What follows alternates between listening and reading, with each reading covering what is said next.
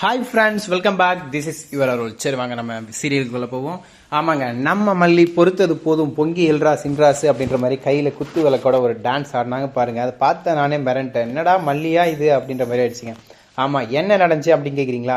என்ன நடந்துச்சுன்னு பார்த்தீங்கன்னா, விஜய் வந்துட்டு நம்ம ரேணுகா, அதாவது சுடர்விழி களத்தில் தாலி கட்டுறதுக்காக போயிட்டு இருக்காங்க. அந்த டைமில் சுடர் மனசில் என்னென்ன ஓடுத்துட்டுங்களா, அப்பா ஒரு வழியே நமக்கு கல்யாணம் ஆக போகுது, விஜய் கல்யாணம் பண்ணிட்டு இந்த சொத்துக்கு அதிபதியாக இல்லை, அப்படியே இதுக்கப்புறம் நம்மளை யாராலும் எதுவும் பண்ண முடியாது, நம்ம மல்லி அடித்து விரட்டிடலாம் அப்படிக்கு கனவு கோட்டை கட்டிக்கிட்டு அப்படியே ஓஹோ ஆஹா பல்லே பல்லே நான் தான் கில்லி நீ எல்லாம் எனக்கு வில்லியா அப்படின்ற மாதிரி லுக்கு கொடுத்துட்டு இருக்காங்க.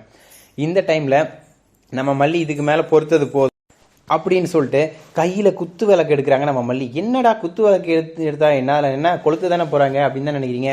அதுதான் இல்லைங்க, கையில் குத்து விளக்கு எடுத்து குத்த போகிறாங்க. யாருடான்னு பார்த்தா நம்மளோட சுடரை. ஆமாங்க, குத்துறதுன்னா அப்படி இல்லைங்க, மிரட்டத்துக்காக. அடியே யாருடி ரேணுகா, நீ ரேணுகா மாதிரி மூஞ்சி வச்சு தான் நீ ரேணுகா ஆயிடுவா, ரேணுகான்னு சொல்லிட்டு நீ கல்யாணம் வேற பண்ணிக்க வரியா, இதுக்கப்புறம் நீ அவன் சும்மா விட மாட்டேன், இப்போ மட்டும் நீ உண்மையாக சொல்லலாம் மவளை உன்னை குத்தி குத்தி குத்தி குத்தி தூக்கி போட்டுருவான் அப்படின்ற மாதிரி டைலாக் எல்லாம் விட இதெல்லாம் கேட்டவொடனே சுடருக்கு அப்படி தூக்கி வாரி போடுது. விஜய் என்ன மல்லி என்ன நினைச்சிட்டு இருக்க, என்ன நடக்குது அப்படின்ற மாதிரி ஒரு ரியாக்ஷன் கொடுக்குறாருங்க. ஆனால் எதுக்கும் அசராமல் நம்ம மல்லி சும்மா அசால்ட்டு காட்டுறாங்க. என்ன பண்ணுறாங்க ஏது பண்ணுறாங்கன்னு நினைக்கிறதுக்குள்ளேயே அடுத்து அப்படியே கொண்டு போயிட்டே இருக்காருங்க நம்ம டைரக்டர். வழக்கமாக நம்ம டைரக்டருக்கு இவ்வளோ மூளை இருக்குமா அப்படின்ற சந்தேகம் எல்லாருக்கும் இருந்துச்சு. ஆனால் பார்த்தீங்களா, நம்ம டைரக்டருக்கு மூளை இருக்குது, மூளைக்குள்ளேயும் ஒரு மூளை இருக்குன்றதை நிரூபிச்சிட்டார். ஓகேங்களா, இவ்வளோ அழகாக இருந்தால் என்ன பண்ணுறது சொல்லுங்கள். பொண்டாட்டியே அழகாக ரசிக்கணும், வர்ணிக்கலாம், தப்பு இல்லை. ஆனால் ஒரு லிமிட்டுக்கு மேலே போனால் பிரச்சனைங்க. இப்போ தெரியுதுங்களா, ஒரு பொண்டாட்டி கட்டினே அவன் எப்படிறான்னு சமாளிக்க முடியும் தவிக்கிற எந்த நேரத்தில். ஆல்ரெடி ஒரு கல்யாணம் ஆகி அவங்க போயிட்டாங்கன்னு நினச்சி ரெண்டாம் கல்யாணம் பண்ணி இப்போ மூணாவதாக இன்னொரு கல்யாணம் பண்ண போகிறார் நம்ம விஜய். எப்படி சமாளிக்க போகிறார் அப்படின்னு நானும் இத்தனை நாளாக தவிச்சிட்டு துடிச்சிட்டு இருந்தேன். நான் ஒன்றே சமாளிக்க முடியாமல் இவ்வளோ கஷ்டப்படுறேனே, ரெண்டு பொண்டாட்டி, அதை லட்டு மாதிரி ரெண்டு பொண்டாட்டி கட்டிக்கிட்டு விஜய் என்ன பாடுபட போகிறாரோ நினைக்கிற இந்த டைமில் தான் விடுவாங்களா நம்ம மல்லி. நான் இருக்க அவ ஃபேக்கு, நான் தான் ஒரிஜினல் அப்படின்ற மாதிரி கையில் குத்து விளக்கோட ஆவேசமாக நிற்கிறாங்க. இவங்கள பார்க்கும் போது எனக்கு எங்கள் ஊரில் ஒருத்தங்களை பார்த்த மாதிரியே இருக்குது. யாரான்னு கேட்குறீங்களா? ஆமாங்க, எங்கள் ஊரில் ஒருத்தர் பெரியவங்க வயசானவங்க ஒருத்தங்க இருக்காங்க. இந்த கோயில் திருவிழா ஃபங்க்ஷன் டைம்லலாம் சாமி ஆடிட்டு கையில் ஒரு அருவாள் எடுத்துகிட்டு வருவாங்க பார்த்துங்க. எனக்கெல்லாம் அள்ளு விட்டுரும் அவங்கள பார்த்தா. அந்த மாதிரி தாங்க மல்லியை பார்த்தா இருந்துச்சு.